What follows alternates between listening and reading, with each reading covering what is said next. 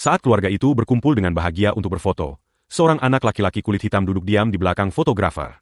Anak itu baru saja mereka adopsi, dan tanpa berkata apapun pada suaminya, sang istri mengajak anak itu untuk ikut bergabung dalam foto keluarga mereka. Mike, anak laki-laki itu, tertegun. Rasanya hampir tidak percaya, namun perlahan, ia berdiri dan berjalan ke samping mereka. Saat itulah, untuk pertama kalinya, Mike merasakan sesuatu yang belum pernah ia alami sebelumnya. Rasa memiliki, rasa menjadi bagian dari sebuah keluarga. Sejak hari itu, takdir Mike mulai berubah. Meski usianya baru 16 tahun, tinggi Mike sudah lebih dari 2 meter dan beratnya melebihi 140 kg, dengan salah satu kakinya lebih besar dari kepala beberapa gadis di sekolah. Namun di balik tubuh besarnya, pemikiran dan logikanya masih seperti anak berusia 6 tahun. Sejak kecil, Mike sudah terbiasa hidup mandiri. Ayahnya meninggal, sedangkan ibunya mengalami gangguan mental dan tidak mampu merawatnya. Mike berpindah-pindah dari satu rumah keluarga ke rumah keluarga lain, diperlakukan seperti bola yang dioper, tak pernah menetap lama di satu tempat.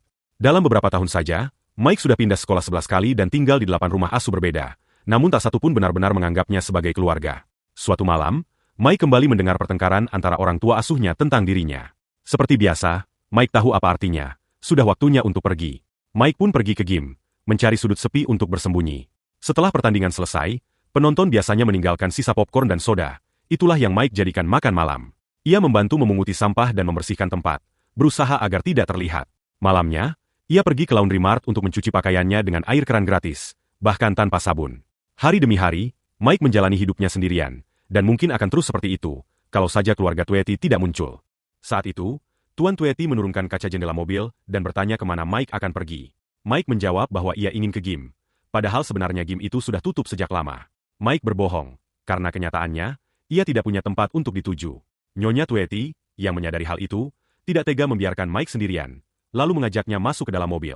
Malam itu, Mike ikut pulang bersama mereka. Saat melangkah ke dalam rumah mereka yang nyaman dan indah, Mike hampir tidak percaya karena selama hidupnya, ia belum pernah melihat rumah seperti itu, apalagi tinggal di dalamnya.